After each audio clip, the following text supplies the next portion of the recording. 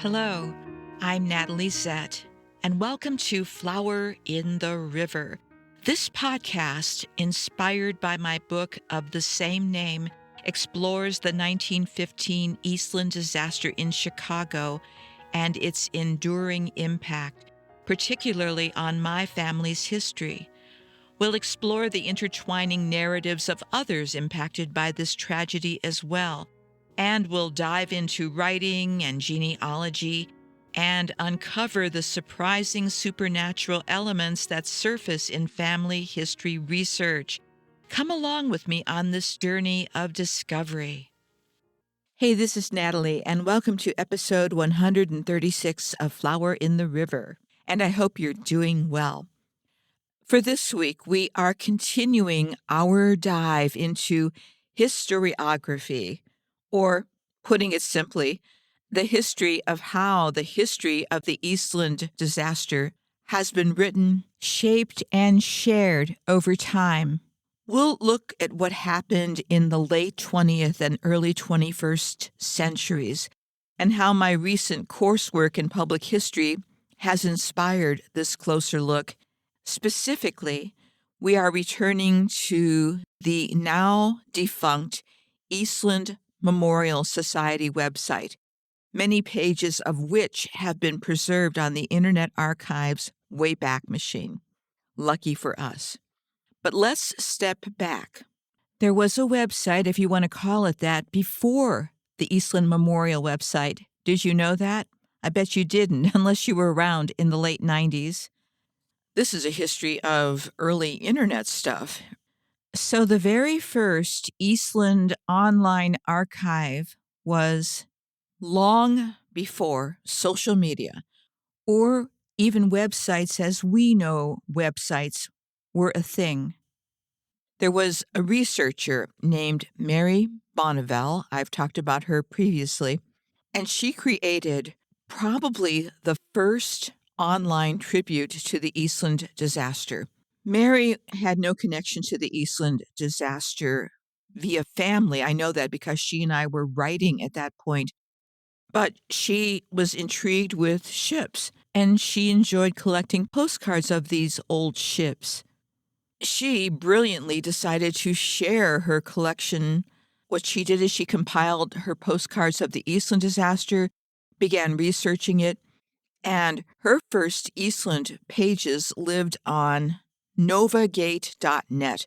That was one of those early dial-up homepages that came with your internet account back in the 1990s. If you can imagine a world before blogs and before social media, that was the world in which she was working. And so she gathered stories, survivor lists, and historical links at a time when no one else was doing that type of work.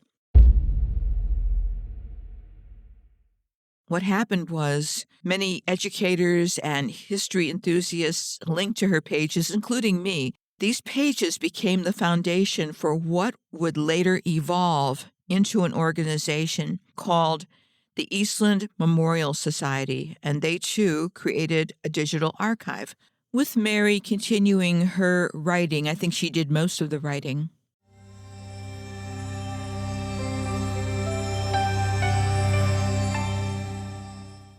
I don't know all the details of that transition. I literally know that one day Mary's old site had disappeared and had become this. And I'll talk about some of the discoveries of this actual organization in later episodes because it's a fascinating look into that era. When that organization was no more, and it was sometime early in the 21st century,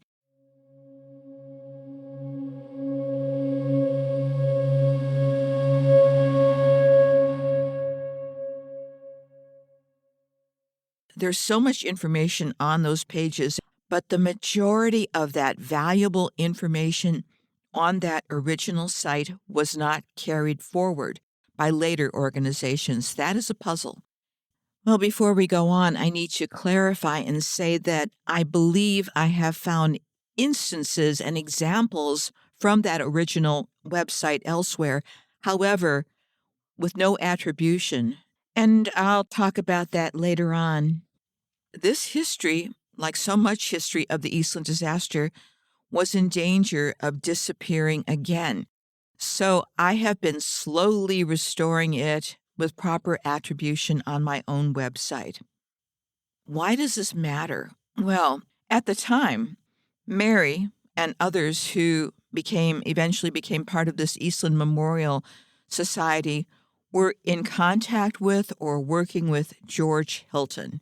George Hilton, of course, was a transportation historian who wrote Eastland, Legacy of the Titanic in 1995, and it is still the most thorough and balanced study of the disaster ever published. And he gave them permission to use his casualty list and other supporting materials on their website. They took his original list of victims, that's in Appendix D of his book, and they put it online and they annotated it with additional information. So they were all continuing to do research. And in fact, as I've mentioned in earlier episodes, George Hilton, historian that he was, never intended for that number of victims that he found to be fixed in stone.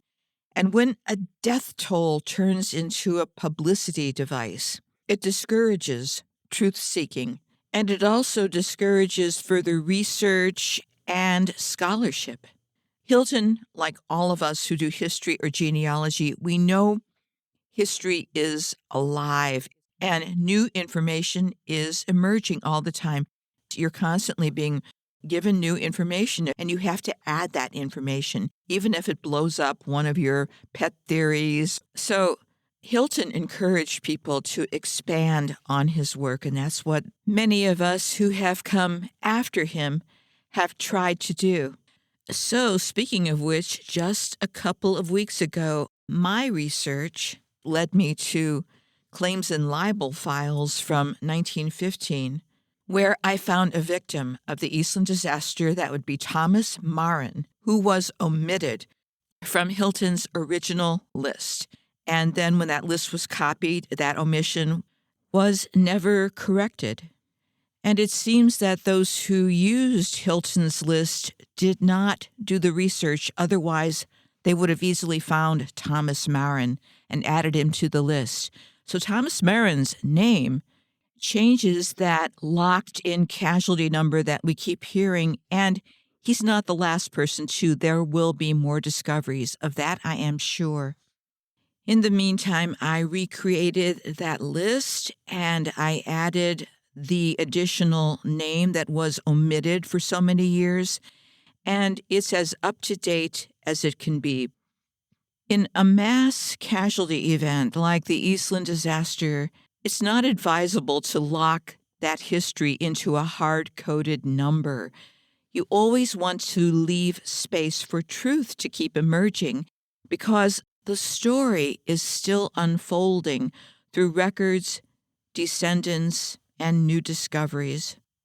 If you've been listening to this podcast, you know I've already found 2 people who died years after the Eastland disaster, but who became ill after being in that water that day of the disaster. Are they counted in any casualty list? They are not. Should they have been? Well, that's a question that should have been answered a long time ago.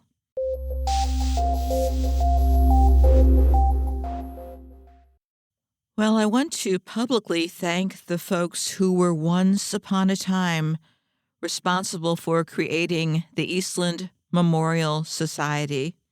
What they did, even though it's dated, it's over 25 years old now, as I'm pulling information from it, you would be surprised, as I have been, at how detailed it is and how much documentation is in there. What's interesting, though, is that many people and organizations who came after the Eastland Memorial Society didn't seem to build on what this organization started. That's one of the reasons I'm recreating whatever pages of theirs I can find. Any of us who are doing anything in our lives, we all stand on the shoulders of other people and other organizations in this case. And it's very important to give tribute to who helped you on the way.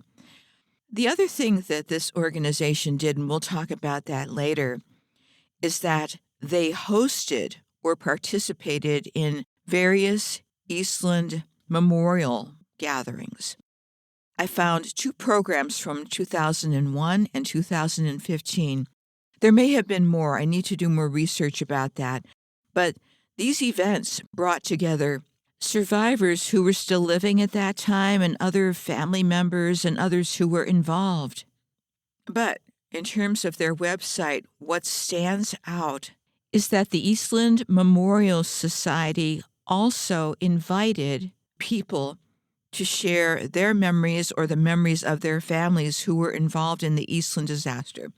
They published these stories with attribution, meaning they have the writer's name, they have the date it was published. I used to take that for granted that anyone would do that, but that's not been the case.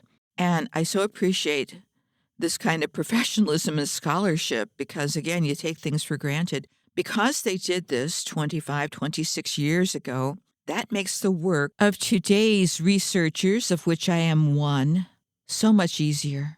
And that hasn't been the case with many who've come after them and tried to document the history of the people of the Eastland disaster. We're supposed to cite our sources and document where we got this information from because, well, it's ethical, and in some cases, if you lift something and don't give proper attribution, you could be accused of plagiarism, and nobody wants that. That's a writer's worst fear. And since it's very personal to me, I lost somebody on the Eastland disaster. Here's the other reason I take great pains to document where I got information from. It's out of respect for those people who have gone before us. And the other thing about these accounts from 25, 26 years ago is that many of the people who wrote those accounts have also passed away. So you understand why this is so important. Their words were in danger of disappearing when the Society's website went dark. So in this episode, I want to make sure that these stories are not lost again, and I'm going to share a few biographies with you. And what I so appreciate about the Eastland Memorial Society is that they did not edit, they did not rewrite, but they shared it as it was written in the writer's own voice, and they gave proper attribution. That is going to come up again and again.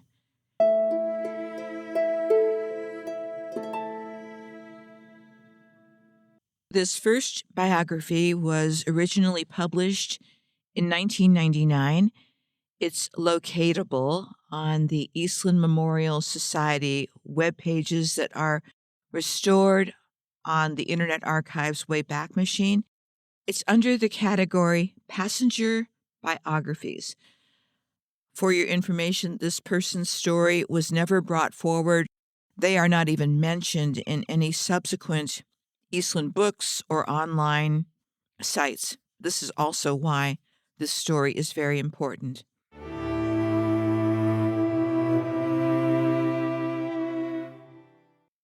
Ole Nicholas Jensen, submitted by Richard Jensen, 1999.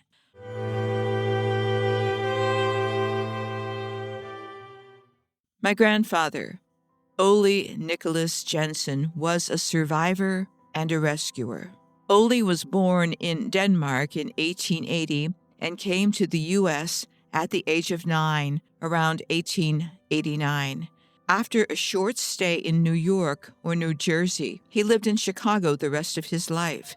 He was on the excursion by himself that day, even though he was married with a wife and 2 young sons at the time, one of them my father. He retired from Western Electric in 1945 and died in Indianapolis, Indiana, in 1962 at the age of 82.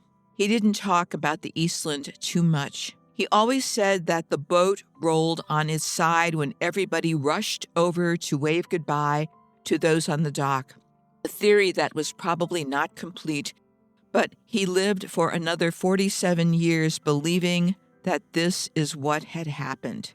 He was below deck on the port side, and had to pile furniture up to crawl out a porthole. After hoisting himself onto the hull, he helped pull many people from the water. Then he spent many hours identifying the bodies of his co-workers at the makeshift morgue. The family back home in Jefferson Park had heard of the tragedy and were very worried about his well-being until my grandfather finally walked into the yard where my father and uncle were playing. I grew up thinking it was quite normal for my grandfather to have survived a steamship disaster. We actually had a next-door neighbor in Elmhurst, Illinois, when I was very young, whose sisters reportedly had survived the Titanic. This is why steamship disasters seemed normal enough to me when I was young. So that's the end of Richard Jensen's article about his grandfather, Ole Nicholas Jensen. It was published in 1999.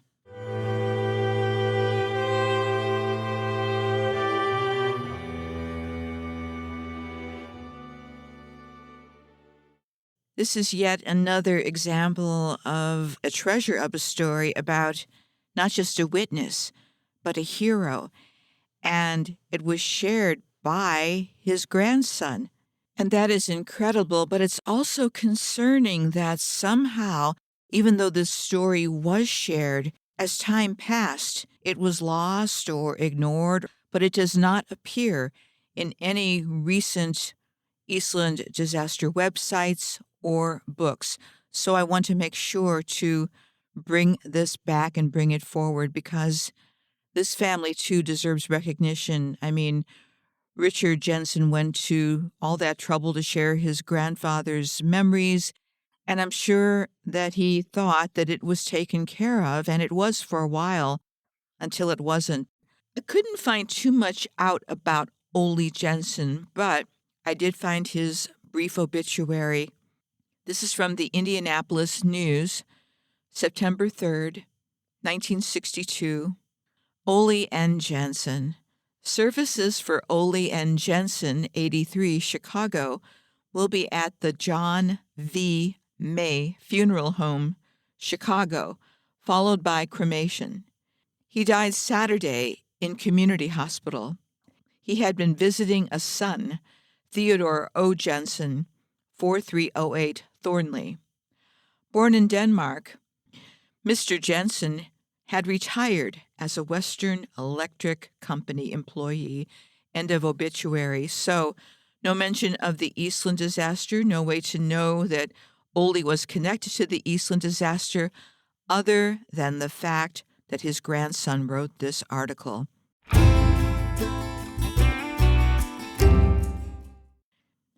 We will continue with the next biography that originally appeared on the Eastland Memorial Society website under Passenger Biographies.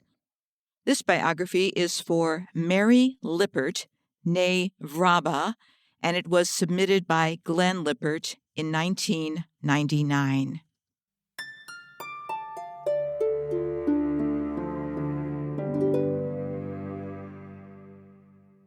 She was born 1894 on a small farm owned by my grandfather, Victor Vrba, near the small town of Coloma, Wisconsin. She was the eldest of 7 children. When her mother, Anna, died at an early age, Mary then became the quote-unquote mother of her 6 siblings. At that time in history, rural folks had to be self-sufficient, but neighbor would help neighbors. As they grew older, her mother duties came to an end, and it was her time to start a life for herself. She then left for Chicago, and all that her father, Victor, said was, quote, "Don't let me hear anything bad about you." She came to Chicago alone and started working at the Western Electric plant. She was in her early 20s and single. She, at the time, was living in Maywood, Illinois. She was one of the lucky survivors of the Eastland disaster. She never spoke about the incident much and always downplayed it. She was in the water, and a man from an adjacent office building threw her a life preserver. She took a hold of it and paddled over to the dock and climbed up a makeshift ladder. When asked about what she did once on dry land, she answered that she was soaking wet, got on board a streetcar, and went home. It was after the disaster she met Edward E. Lippert. In due course, they married and had 3 children. The oldest, Donald, died at an early age before the other 2 were born. Later, a son, Glenn, followed by a daughter, Carol, made up her family. She had great pride in the Western Electric. She earnestly wanted Glenn to work there. During the days of World War II, he applied for work there while he was waiting for his 17th birthday to enlist in the Navy. The noise in their punch press department, where the presses were as tall as a 1-story building, was so loud and never-ending, he quit before even starting. To some extent, this broke her heart a little. Needless to say, she had a fear of water. She didn't like Glenn going into the Navy. Her fear was further compounded while he was aboard ship overseas.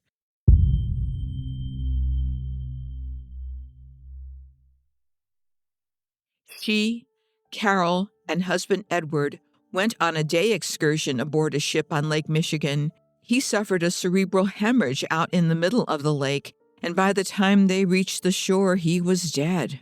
This compounded her fear together with the fact that Glenn was participating in the invasion of Okinawa, subject to kamikaze attacks.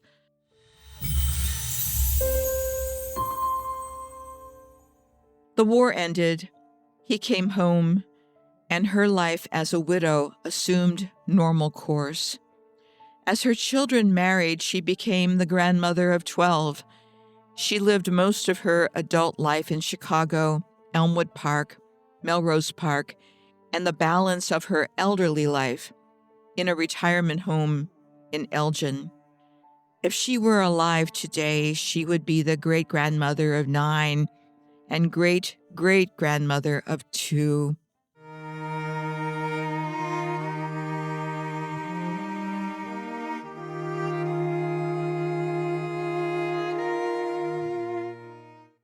As people of the Eastland, this account is both precious and valuable. Sadly, Glenn is no longer with us, but I'm so glad that he left this story for us to find. It acts as a through line to that time and to his family.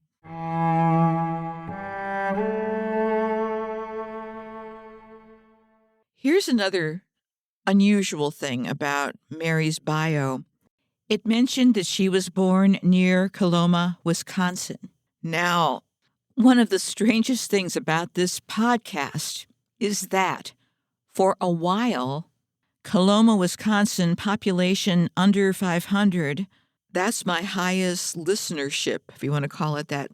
I have no personal connection to Coloma that I know of, but it looks like the whole town is listening. Well, Coloma, I did put out an APB and encourage people to contact me because I'm dying to know, what is this? Anyway, and now we have another Coloma, Wisconsin connection. Do you think it's too much of a coincidence to be a coincidence? I don't know.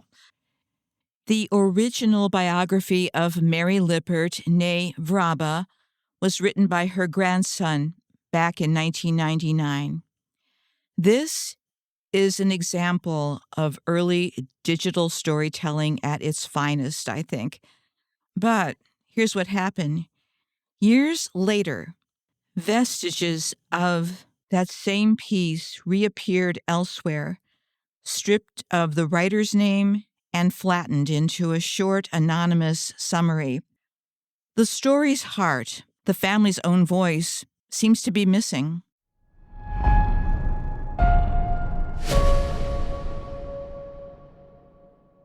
Genealogist and historian Elizabeth Shown Mills, who I quote a lot and for some very good reasons, she's one of the most respected voices in our field, and she is also the author of Evidence Explained, Elizabeth has written extensively about this type of problem. In her talk, Genealogical Research and Writing, Are You a Saint, a Sinner, or Bum-Fuzzled Soul? That's her word, bum-fuzzled. I like that. In that article, she walks through the many ways writers, genealogists, historians, and researchers can cross ethical lines without even realizing it. And then she lists different types: invisible quoting, patchworking, that means putting different articles together and passing it off as original, by the way, borrowing footnotes and tweaking someone else's words as if they were our own. Her message is simple. What's legal isn't always ethical, and tweaking someone else's words doesn't make them yours. Unfortunately, this has happened a lot in the subsequent Eastland biographies and stories. Another thing that I've noticed in some of these derivative materials is the tacking on of a copyright tag like copyright, Chicago Tribune, with no date, no author, and no verifiable source. At first glance, it looks official, but it actually muddies the trail. So that's not a real citation. At first glance, it can look like that, but there's no way for anyone to verify whether or not this information is true because you don't know where it came from. And that is an ongoing problem that I've run into with this. Fortunately, though, there's always good news. AI and different types of tools allow you to do a deeper search, and you can often find the source for this borrowed, quote-unquote, material. And so that's what I try to do. I try to get to the original primary source and get it in there so other researchers who come after me can look it up, verify it, or find counter information or whatever is out there. Otherwise, if you do a vague citation like this, copyright Plain Dealer, copyright Chicago Tribune, and don't have a date, at least annotate the article or the image that way. Say something like, unable to locate date, but this was sourced from, and then list the source where you got this from. List where you did get it from, and then maybe somebody else can locate the primary source. If we don't do this, it's tantamount to fiction, and Elizabeth Shown Mills would say plagiarism.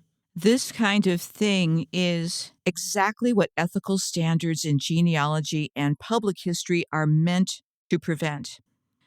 So as the result of these kinds of findings, which I've seen quite a bit of, and as the result of my current studies in public history, I am in the midst of writing about my discoveries for an academic journal.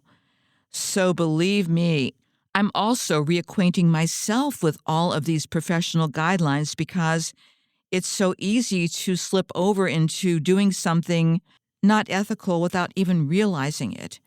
And it's a good reminder that our work, whether it's independent or institutional, carries a responsibility to those stories we tell. And I've said it before in this episode, and I'll say it again. Not only is my family involved in the Eastland disaster, so many other families were also involved, and they deserve to have their stories, their families, treated with respect.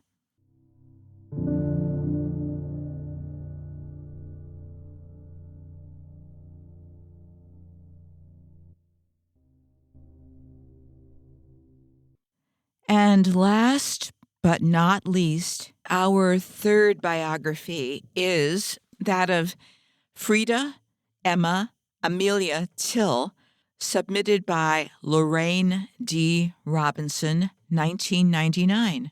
It originally appeared on the Eastland Memorial Society website.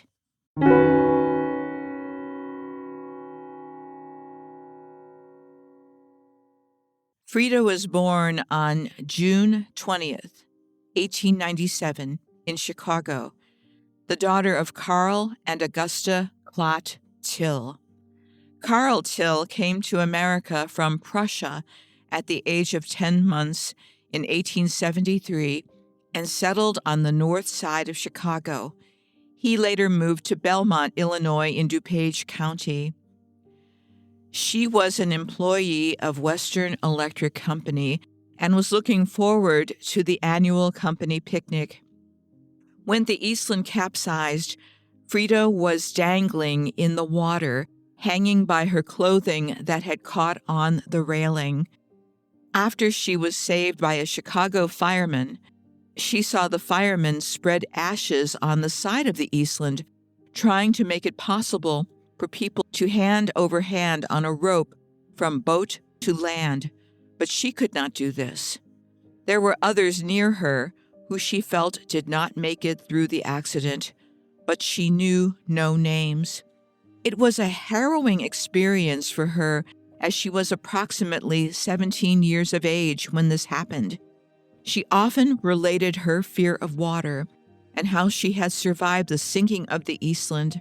Her thought on the cause of the turnover was the result of a City of Chicago fireboat that went alongside of the Eastland, making passengers run to one side of the boat for a better sight, thus upsetting the ballast.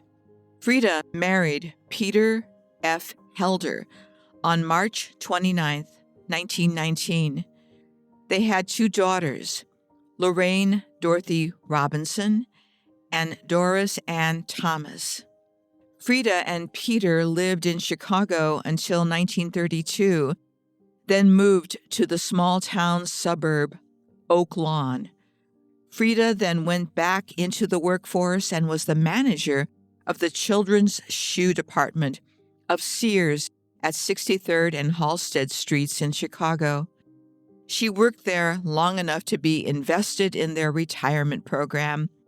The family then moved further south to live where Lorraine had located in Frankfort, Illinois.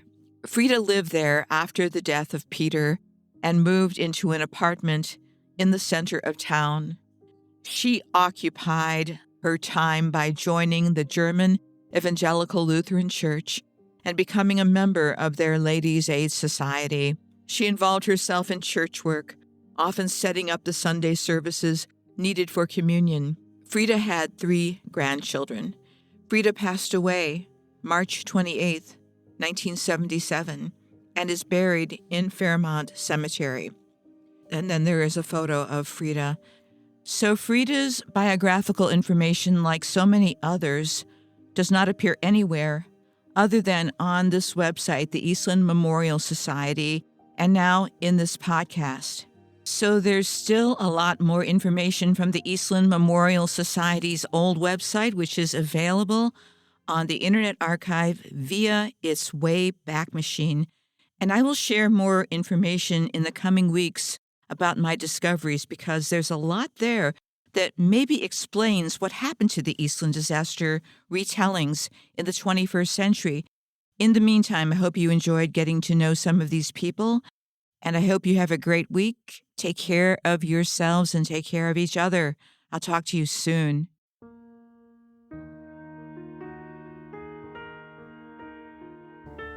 Hey, that's it for this episode, and thanks for coming along for the ride.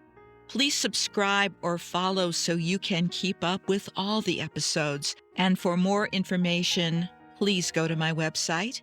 That's www.flowerintheriver.com. I hope you'll consider buying my book, available as audiobook, ebook, paperback, and hardcover, because I still owe people money. And that's my running joke. But the one thing I'm serious about is that this podcast and my book are dedicated to the memory of all who experienced the Eastland disaster of 1915. Goodbye for now.